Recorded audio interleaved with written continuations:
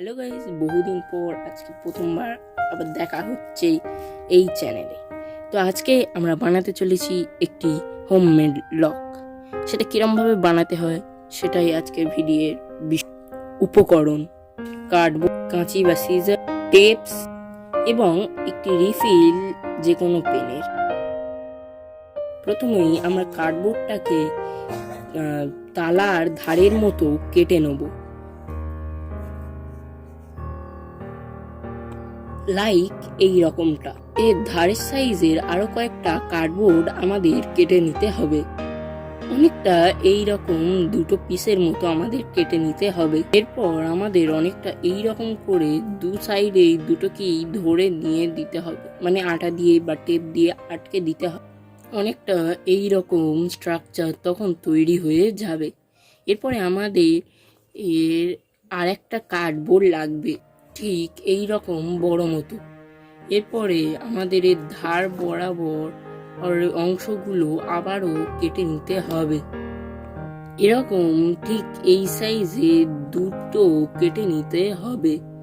এরপরে আমাদের এই ধার বরাবর এই দুটোকে লাগিয়ে দিতে হবে, ঠিক অনেকটা এই রকম করে আমাদের দুদিক থেকেই এই দুটো করে নিতে হবে।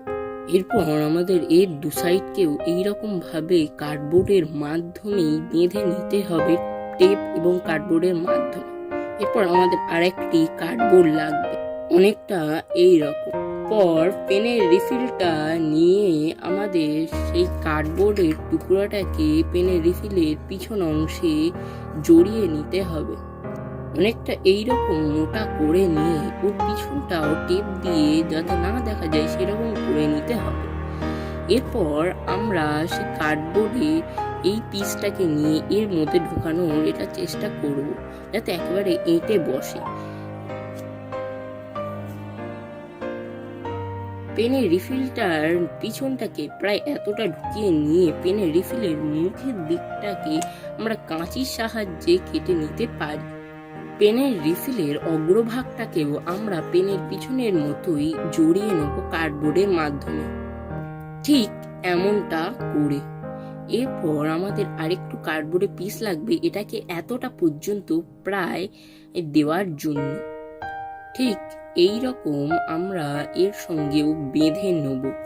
এর ফলে এইটা এরম ঘুরতেও পারবে, আবার এরম নিচেও নামতেও পারবে, তার ফলে লকটা ঠিকঠাক কাজ করবে। এরপর আমরা আরেকটু কার্ডবোর্ড দিয়ে এখানে যুক্ত করব। ঠিক এমন একটা স্ট্রাকচার আমরা কার্ডবোর্ডের মাধ্যমে বানিয়ে এর সঙ্গে যুক্ত করে দেব। ঠিক এমন করে আমরা এটাকে বেঁধে নেব। এর ফলে এটা এইরকমও হতে পারে, আবার নিচেও হতে পারে, আবার এটা চাইলে উপরেও করা যেতে পারে। আমাদের অর্ধেক তৈরি হয়ে গিয়েছে। এরপরে আমরা এইরকম একটি কার্ডবোর্ডকে নিয়ে তার মাঝখানটাকে ফুটো করে নেব, বা একটি কার্ডবোর্ডকে মুড়ে মুড়ে মাঝখানটাকে ফাঁপা করে নিয়ে তাকে এর অগ্রভাগের সঙ্গে যুক্ত করতে হবে। অনেকটা ঠিক এই রকম করে আমাদের জুড়ে নিতে হবে। এরপর আমাদের আরো একটা পেনের রিফিল নিতে হবে, দেখে নিতে হবে যে এটা এর মধ্যে যাচ্ছে কিনা, গেলে খুবই ভালো হয়। এরপর আমরা রিফিলটাকে এইরকম করে মুড়ে নেব,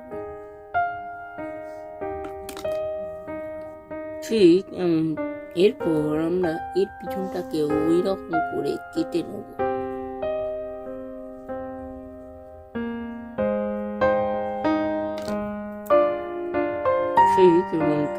এরপর আমরা এইরকম কার্ডবোর্ড নিয়ে তার কিছুটা এই জায়গা থেকে কেটে নেব।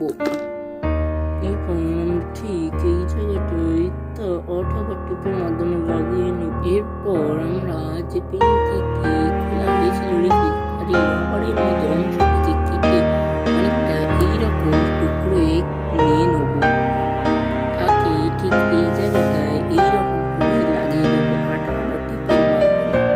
ঠিক অনেকটা এইরকম আমরা লাগিয়ে নেব, যাতে এই রিফিলটি এর মধ্য দিয়ে ঢুকে যেতে পারে। এরপর ঠিক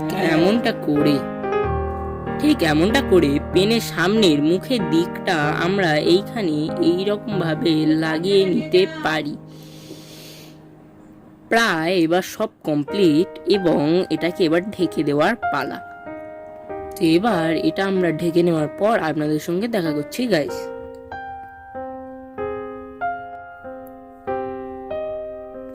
তো এইভাবেই তৈরি হলো আমাদের লক। এটা এবার কিরকম ভাবে কাজ করে আপনাদের দেখাই। এইটা এখন টানা যাচ্ছে, কেননা এইটা এখন বন্ধ আছে। এবার এটা আমরা আলতো করে সরিয়ে দিই। এবার এইটা হালকা করে উপরের দিকে টানার চেষ্টা করি। উপরের দিকে খুললো এইরকম এইটাকে চেষ্টা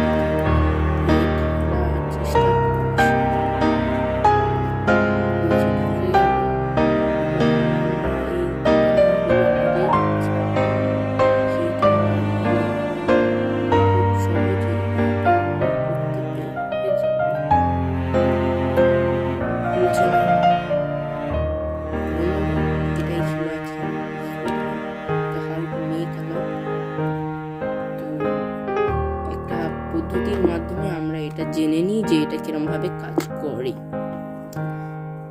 আমরা একটু ছোট্ট দেখে টেপ নিলাম, লকটাকে খুলে নিলাম, টেপটাকে লকটার মধ্যে ঢুকিয়ে দিলাম এবং এরপরে আমরা আমাদের চাবির মাধ্যমে এই লকটাকে অফ করে দিলাম। এখন দেখুন এইটা আর খুলতে পারবে না, কেননা এই চাবিটা বন্ধ আছে। যদি আমরা এইটা হালকা করে খুলে দিই তখন দেখুন সহজেই খুলে গেল। তো thanks for watching this video. Like and subscribe করে যাবেন। Thank you.